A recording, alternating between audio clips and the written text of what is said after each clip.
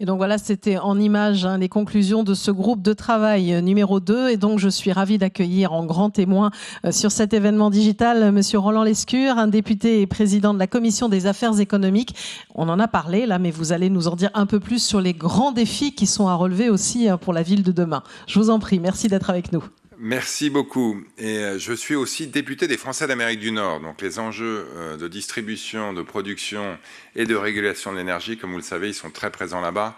Et on peut le dire, un peu moins bien gérés que chez nous. Donc merci à la Commission de la régulation de l'énergie. Merci infiniment à son président, cher Jean-François, qui vient régulièrement chez nous à l'Assemblée, et notamment à la Commission des affaires économiques, faire preuve de pédagogie avec son verbe qu'on connaît bien, qui est tout sauf de bois, et faire preuve de pédagogie sur les enjeux complexes de la régulation de l'énergie, enjeux complexes qui sont souvent un peu sursimplifiés dans le monde dans lequel je navigue.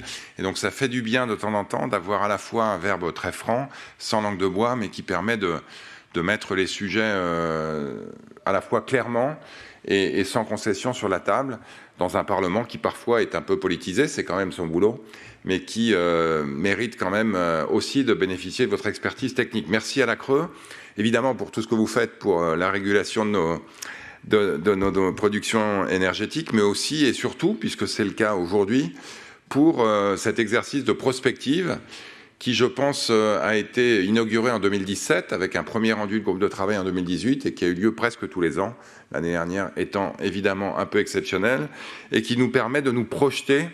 La régulation, c'est important, la planification, ça l'est aussi. Quand on parle des villes, être capable de voir l'ensemble du sujet et pas seulement ce qui se passe dans les villes séparément, c'est évidemment essentiel.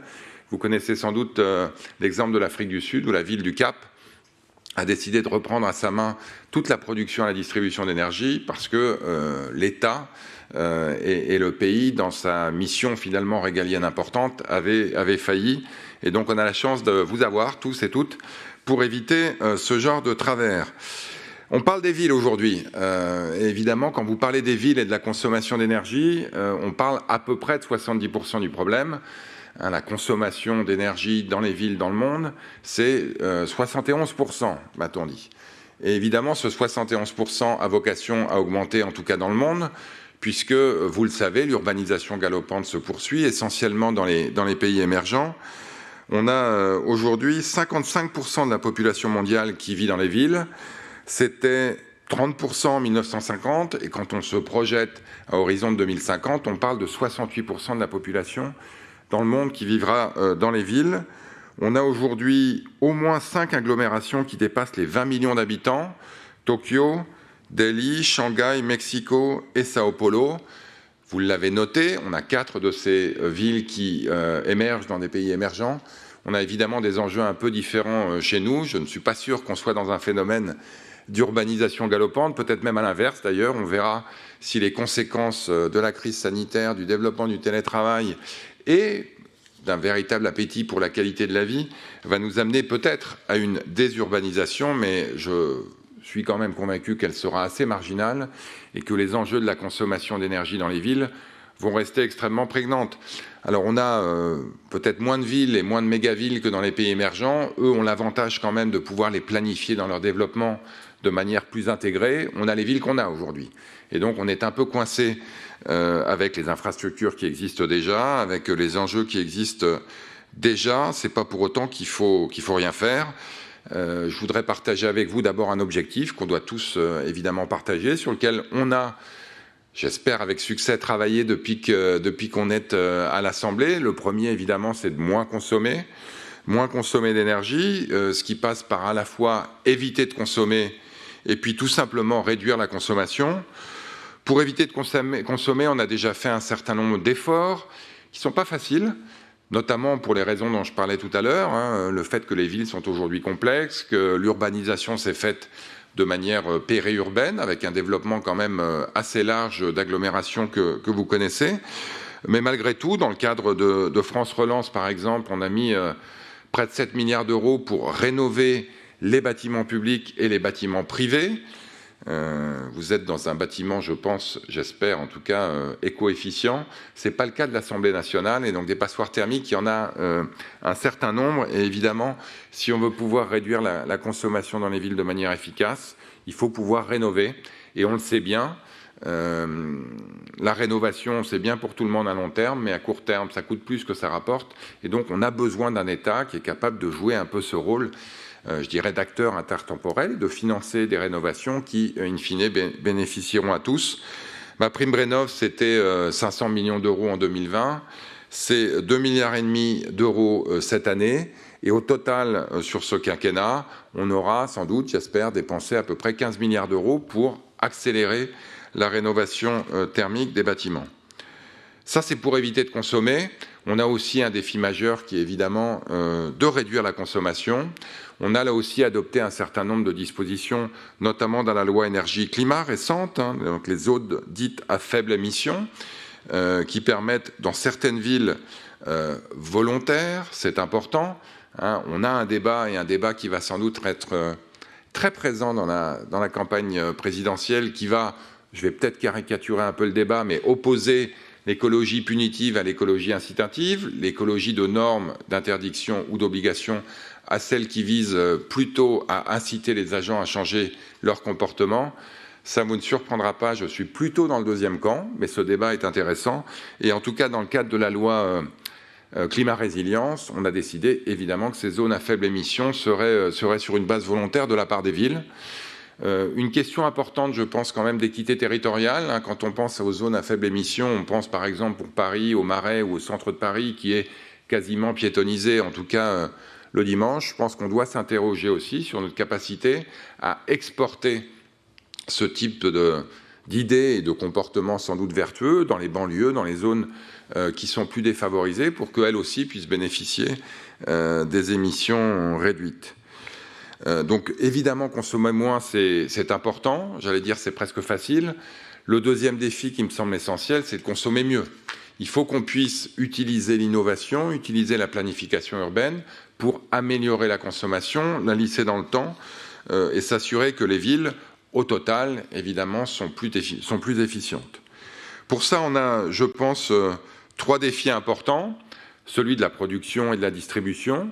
On est en train de passer de villes qui sont, je dirais, ou qui étaient jusqu'à présent des consommateurs passifs, qui sont en train de devenir des consommateurs actifs, voire même des producteurs eux-mêmes d'énergie. Donc ça, c'est le premier défi. Le deuxième défi, c'est la manière dont on gouverne tout ça et la manière dont on associe tous les acteurs à ces enjeux modernes. Le troisième défi, évidemment, il est essentiel, et je pense qu'on va en parler dans le cadre de la table ronde qui suit, c'est comment susciter l'innovation et associer tous les usagers à ces grands défis que sont à la fois la production et la distribution, mais aussi la gouvernance. Donc je le disais, l'enjeu de la production au niveau de la ville, c'est de passer d'une ville consommatrice à une ville qui consomme activement, à une ville qui produit. Sur la production, vous connaissez un certain nombre de solutions déjà existantes, la mise en place de panneaux photovoltaïques sur les toits, l'utilisation de l'air chaud gaspillé, la meilleure gestion des déchets. J'entends que certains s'élèvent contre les composteurs qui sont en train d'être mis en place à Paris. J'ai vécu 10 ans à Montréal, les composteurs existaient depuis longtemps. C'est vrai que ça sent pas très bon, mais ça permet de produire du gaz pas cher, et c'est quand même pas mal. Il faut aussi évidemment utiliser les ressources spécifiques locales, être capable d'expérimenter des solutions innovantes. J'étais à Marseille il y a maintenant 18 mois, c'était avant la pandémie, où un immeuble intelligent qui s'appelle Smartseille a été construit, je pense que de mémoire c'est par Bouygues, et qui permet à la fois d'allier consommation et production d'énergie, qui allie l'énergie naturelle de la mer pour à la fois chauffer l'immeuble en hiver et le refroidir en été. À Marseille, c'est bienvenu. Et avec tous les acteurs de la ville qui sont au même lieu, les travailleurs, il y a des bureaux, les logements et tous les services, y compris de consommation, qui peuvent permettre de vivre bien dans un lieu identique. L'enjeu deuxième, évidemment, c'est celui de la gouvernance, qui ne doit pas être seulement je dirais un combat défensif ou un débat de cuisine administrative, qui est le qui fait quoi, on se partage le travail et ensuite la régulation fait son travail. Je pense qu'on doit vraiment innover en termes de gouvernance, mettre autour de la table tous les acteurs qui sont concernés, C'est ce que vous faites ici. C'est ce qu'on a fait aussi, nous, à notre niveau. On a, par exemple, dans la loi mobilité, organisé des possibilités de solutions innovantes de ticketing, donc de gestion de systèmes de tarification des services publics, de transport, là encore, en mettant tous les acteurs autour de la table de manière à ce que la coordination soit idéale. Puis on en parlera peut-être dans la table ronde, puisqu'on a une spécialiste de la participation citoyenne. Je pense que la Convention citoyenne pour le climat, dont je suis un fan malgré ses défauts, je vais le dire comme ça, a été un bon exemple de participation citoyenne pour améliorer l'engagement des citoyens et l'acceptabilité des mesures à la transition énergétique et à la lutte contre le réchauffement climatique. Avant de terminer, parler un peu d'innovation, évidemment, on a mis en place, un peu avec douleur, il faut le reconnaître, les compteurs intelligents, un peu partout en France. On n'est pas encore à 100%, mais on a quand même bien progressé. Je pense qu'on doit progresser dans la manière dont on utilise ces compteurs intelligents et notamment dont les consommateurs eux-mêmes peuvent les utiliser activement pour optimiser leur consommation d'énergie. On peut aller évidemment, et on va sans doute aller beaucoup plus loin, les voitures électriques évidemment, qui sont consommatrices d'énergie, mais qui peuvent bien optimiser avec un parc qui se charge la nuit, devenir aussi un des acteurs intelligents du lissage de la consommation énergétique. Et de ce point de vue-là, je pense que des expériences intéressantes sont en place. On a aussi travaillé sur l'alimentation. C'est peut-être pas très innovant, mais je pense que c'était bienvenu. Expérimenter des menus végétariens, des menus en circuit court dans les cantines, etc. Tout ça, c'est une manière aussi dont les villes, qui sont souvent d'ailleurs en charge d'alimenter les cantines scolaires, peuvent nous faire avancer. Voilà, j'ai déjà presque été trop long, donc je vais garder un peu de temps s'il y a des questions, et surtout pour écouter les participants à la table ronde. Mais je voudrais quand même terminer pour vous dire que ce soit la consommation, que ce soit la production, que ce soit la distribution, les enjeux de gouvernance ou l'innovation, le message le plus important, je pense, que je voulais partager avec vous, c'est qu'on a tous besoin de travailler ensemble. Et je voulais vous remercier du coup pour cette initiative qui, depuis maintenant 5 ans, fait travailler tous les acteurs de l'énergie autour de ces enjeux modernes. On a besoin des entreprises, on a besoin des citoyens, on a besoin des élus et on a besoin des acteurs de l'énergie. Ce que je comprends, c'est qu'on va avoir une table ronde avec une dirigeante d'une grande entreprise française mondialement reconnue et qui fait dans l'énergie intelligente et qui fait dans l'innovation. Très bien. Un de mes collègues, Jean-Charles Collaroy, qui ne ménage pas ses affaires depuis maintenant son temps et son énergie, surtout c'est le cas de le dire, depuis 4 ans, pour contribuer à tout ce qu'on a voté. Donc je ne sais pas s'il est dans la salle. Il est là. Il vient de lever la main. Et donc voilà, je le salue et je le remercie de ce fait pour tout ce qu'il fait, parce que vraiment, il a été extrêmement actif. Et puis une représentante de l'engagement citoyen, je le disais tout à l'heure, qui est un élément clé à la fois de l'innovation, mais aussi de l'acceptabilité des changements auxquels on doit faire face. Merci à tous et à toutes et bonne table ronde. Merci à vous. Merci beaucoup, monsieur le député. Alors, voyez, vous faites de travail avant moi. Donc, c'est Christelle Edeman de Schneider Electric qui sera tout à l'heure à mes côtés et Céline Julien, donc, qui est sociologue et sur cette question du comportement. Justement, j'avais une question à vous poser parce cette question de l'acceptabilité, elle est majeure, elle est centrale sur tous les sujets qu'on a abordés depuis le début. Tout à l'heure, vous avez parlé des compteurs Linky. On voit bien que parfois, ça grince un petit peu des dents, le moins qu'on puisse dire. Qu'il y a encore beaucoup de fantasmes ou de peurs ou d'interrogations autour de l'énergie. Bon, il y a eu la Convention citoyenne, vous en avez parlé, donc c'est important d'impliquer les citoyens, mais il y a encore de la pédagogie et quand même à faire en la matière et peut-être faire disparaître certaines peurs, finalement, certaines interrogations sur ces sujets. Oui, moi, les termes que j'aime bien utiliser, c'est ceux des totems et des tabous. En France, on a un certain nombre de totems et un certain nombre de tabous. Par exemple, le nucléaire, qui pendant des années a été le totem de la stratégie électrique française, avec un vrai succès, mais peut-être un certain non-dit autour des enjeux du nucléaire, à la fois de l'extinction des centrales, du traitement des déchets, etc. En gros, c'était un peu circulaire et rien à voir. Ce qui a changé, et ce qui a changé en partie, il faut le reconnaître, grâce aux activistes qui sont antinucléaires et pour lesquels le nucléaire est plutôt un tabou, ou un totem à balayer qu'un vrai pilier de l'énergie. Donc il faut à la fois bousculer un peu les totems, il faut faire tomber les tabous, et puis surtout, vous l'avez dit, il faut faire preuve de pédagogie. Alors, de ce point de vue-là, la Convention citoyenne pour le climat n'était pas tout à fait un bon exemple, puisqu'on a exclu le nucléaire de son champ. Là encore, peut-être parce que c'est un beau totem et surtout un grand tabou. Mais c'est vrai que la programmation pluriannuelle de l'énergie, qui a été discutée au Parlement, qui va faire d'ailleurs l'objet, ça a été dit, on l'a voté la prochaine fois, d'une loi qui permettra même de voter dessus au Parlement, est une occasion de faire un grand débat public sur l'énergie et peut-être aussi une occasion d'enterrer la guerre de religion, quoi. Je pense qu'on en avait parlé avec le président Carenco quand il était venu à la Commission des affaires économiques. C'est pas pour ou contre le nucléaire, c'est comment on complète et qu'on diversifie le nucléaire qui reste un pilier de notre stratégie énergétique par d'autres sources alternatives qu'on a, il faut le reconnaître, insuffisamment développées en France. Alors, il y a aussi une question qui me venait à l'esprit, on va parler des villes de demain, on sait que de plus en plus de monde va habiter en ville, vous l'avez dit. Il ne faut pas oublier aussi finalement les autres, le reste de la France ou le reste du monde, j'allais dire.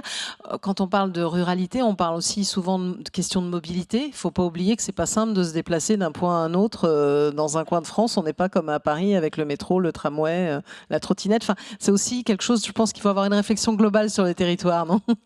Oui, totalement. Et puis si je l'avais oublié, je pense qu'une certaine crise des gilets fluorescents me l'aurait rappelé avec une certaine forme de violence il y a quelques temps. Et moi, je ne pense pas que la crise des gilets jaunes est uniquement liée aux 6 centimes de litre d'essence qui était l'augmentation incrémentale prévue au janvier de cette année-là, mais quand même, ça y a participé. Et donc l'acceptabilité, j'en parlais tout à l'heure, des mesures qu'on prend pour réduire les consommations d'énergie, peut-être là d'ailleurs où c'est le plus efficace, et donc s'interroger, on le disait tout à l'heure, sur peut-être les efforts supplémentaires qu'on peut faire dans les villes, en demandant peut-être un peu moins dans les campagnes, parce que vous l'avez dit, la valeur de la mobilité et la capacité à faire de la mobilité douce, du vélo ou propre, électrique, est évidemment réduite dans les campagnes par rapport à celle qu'on peut imaginer en ville. Donc il y a un enjeu d'acceptabilité, il y a un enjeu de redistribution des dividendes de ces réductions de consommation. Le Canada a expérimenté une écotaxe, mais dont toutes les recettes étaient redistribuées directement via des chèques aux ménages qui en avaient le plus besoin. Bon, on l'a fait indirectement avec la prime à l'emploi qui a été annoncée suite à la crise des Gilets jaunes, mais on peut sans doute aller plus loin.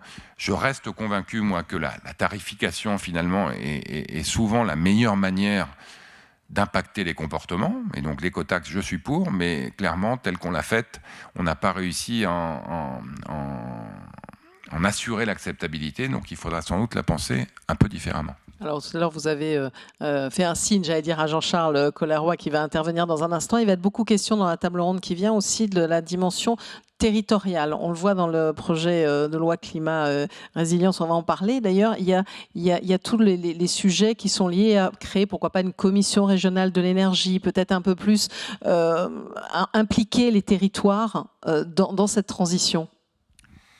Oui, alors bon, Jean-Charles en parlera sans doute plus que moi, parce qu'il a vraiment été très très impliqué dans cette loi, mais on est, et je pense sur l'énergie peut-être encore plus qu'ailleurs, du fait de la lourdeur des investissements qui en général vont avec le développement et des enjeux de régulation et de transfert de production et de distribution d'énergie qui peuvent, selon les périodes, bénéficier à certaines zones ou à d'autres. On est dans un domaine où ce qu'on appelle la subsidiarité est sans doute la plus compliquée à organiser. C'est-à-dire que si c'est chacun pour soi au niveau local ou au niveau régional, évidemment, on va louper toutes les synergies qu'on a à réguler ça au niveau national, voire même européen. Mais c'est vrai que si on décide tout d'ici, on va avoir des défis, notamment d'optimisation locale, des solutions qui doivent être avant tout à la fois, je le répète, proche de l'acceptabilité, puis proche de la capacité qu'on a à générer des solutions. Est-ce que la région est le bon niveau pour le faire? Sans doute. Moi, je considère que les régions sont un peu grandes, et vu les 2/3 de Français qui ne sont pas allés voter ce week-end, peut-être que je ne suis pas le seul à penser tout ça. Mais en tout cas, effectivement, je pense que la capacité qu'a la Creux, par exemple, à organiser des réunions décentralisées, des collaborations avec les acteurs locaux est un enjeu très, très important. Est-ce que vous voulez réagir, Monsieur Carenco? Pas encore, j'attends une question. Il n'y a pas de question. Éventuellement, il y a une question, un commentaire dans la salle? Non, pour Bon, tout le monde. ma Oui, question ne allez-y. serait Oui. pas territoriale, Oui, mais vous pouvez, oui, parce avoir qu'on a une le autre question. président de la Commission des affaires économiques à l'Assemblée nationale. Je disais tout à l'heure, il n'était pas arrivé que l'Europe est ma patrie énergétique. C'est plus là-dessus que j'aimerais que Roland puisse dire un mot. Moi, je suis convaincu que, bon, c'est pas facile politiquement, hein, parce que la plupart des partis politiques traditionnels, j'ai tendance à dire qu'ils ont l'Europe honteuse depuis 20 ou 25 ans. C'est-à-dire que, Alors qu'ils l'ont construite. non, mais ils l'ont construite, mais plus ils la construisaient, je dirais en tout cas depuis 1992, moins on en parlait, en se disant tant que l'Europe se fait à Bruxelles, on n'est pas ennuyé. Et tout ça s'est traduit par un référendum de Maastricht adopté de peu, et un référendum sur la Constitution européenne, à laquelle personne ne comprenait grand-chose d'ailleurs, qui lui-même a été refusé. Moi, je fais partie d'un mouvement qui a décidé d'avoir l'Europe fière, hein, de la porter dans une campagne présidentielle, et finalement avec succès, parce que je pense que s'il y a bien une thématique qui a marqué la campagne 2017, c'est qu'on avait en finale un candidat résolument pro-européen et une candidate résolument anti-européenne. D'ailleurs, elle est beaucoup moins depuis. Je ne sais pas ce qu'elle pense de l'Europe, mais en tout cas, je pense qu'elle a beaucoup atténué son discours. Évidemment, sur tous les enjeux de réseau, d'ailleurs pas seulement l'énergie, mais les télécoms, la régulation du numérique, on a des enjeux, en fait tout ce qui peut traverser les frontières facilement et qu'on a intérêt à partager.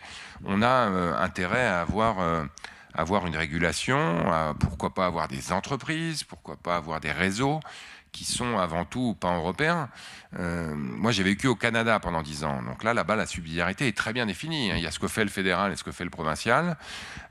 Et j'avais coutume de discuter de ça avec une ancienne ambassadrice du Canada en Europe, donc qui connaissait bien le Canada et l'Europe, qui disait le fédéralisme canadien, c'est un mariage de raison. En Europe, quand on parle d'Europe, on a souvent tendance à parler de passion, d'émotion, d'avenir, de paix, etc. Mais je pense que l'Europe fédérale, en tout cas telle que moi je la vois, elle doit être avant tout un mariage de raison et de se dire sur l'énergie, les télécoms, les grands réseaux de transport, est-ce qu'on n'a pas intérêt finalement à être un peu plus intégré? Moi je pense que oui. Maintenant il faut pouvoir le dire, j'essaye de le faire, et puis ensuite le faire, et ça c'est compliqué à 27. Merci à vous. Pas d'autres questions éventuellement dans la salle pour le moment? Alors, merci beaucoup à vous. Et je vous invite, vous allez rester, suivre la table ronde si vous voulez commenter après. Un petit peu.